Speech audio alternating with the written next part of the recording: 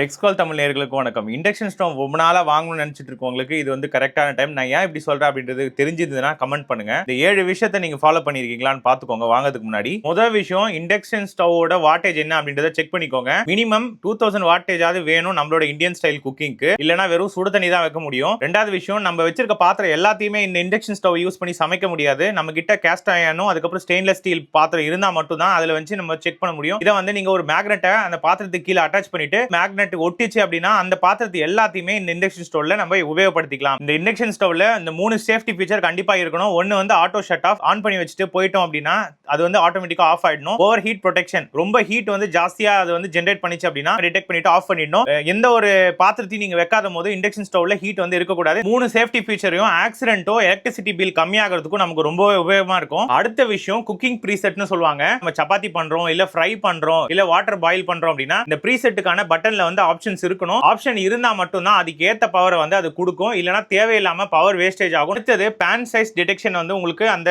Induction ஸ்டவ்ல கண்டிப்பா இருக்கணும். சின்ன சைஸ் பேன் வைக்கணும் அப்படின்னா இல்ல பெரிய சைஸ் வைக்கணும் அப்படின்னா ஆட்டோமேட்டிக்கா பவரை வந்து அதுக்கு ஏத்த மாதிரி அட்ஜஸ்ட் பண்ணணும். சீப்பா இருக்கிற இண்டக்ஷன் ஸ்டவ் எல்லாத்துலயுமே இந்த ஒரு டிடெக்ஷன் வந்து இருக்காது. ஆறாவது விஷயம், டியூரபிலிட்டி இண்டக்ஷன் ஸ்டவ்க்கு ரொம்ப வேணும் அப்படின்னா அதுல கொடுத்திருக்க கிளாஸ் வந்து ரொம்ப நல்ல குவாலிட்டியா இருக்கணும். மேல வந்து உங்களுக்கு ஹீட் ரெசிஸ்டன்ட், ஸ்கிராட்ச் ரெசிஸ்டன்ட், நல்ல கிறிஸ்டலான ஒரு கிளாஸ் இருக்கா அப்படின்னு சொல்லிட்டு பாத்துக்கோங்க. கடைசியா 7வது விஷயம், இந்த இண்டக்ஷன் ஸ்டவ்ல போர்ட்டபிலிட்டி இருக்கா அப்படின்னு சொல்லிட்டு செக் பண்ணுங்க. ரொம்ப வெயிட்டா இருந்துச்சுன்னா நம்மள நிறைய இடத்துல டிராவலுக்கு எடுத்துட்டு போக முடியாது. எமர்ஜென்சி டைம்ல, பிஜில, ஹாஸ்டல்ல, முக்கியமான டைம்ல குக் பண்றதுக்கு தான் இந்த இண்டக்ஷன் ஸ்டவ்வே வாங்குறோம். நான் இப்ப சொன்ன எல்லா பாயிண்ட்டையும் ஃபாலோ பண்ற மாதிரி இருக்கிற இண்டக்ஷன் ஸ்டவ் வந்து உங்களுக்கு ஸ்கிரீன்ல டேக் பண்ணி விடுறேன். பிடிச்சிருந்ததுன்னா போய் பர்ச்சேஸ் பண்ணிக்கோங்க, லைக் பண்ணிக்கோங்க.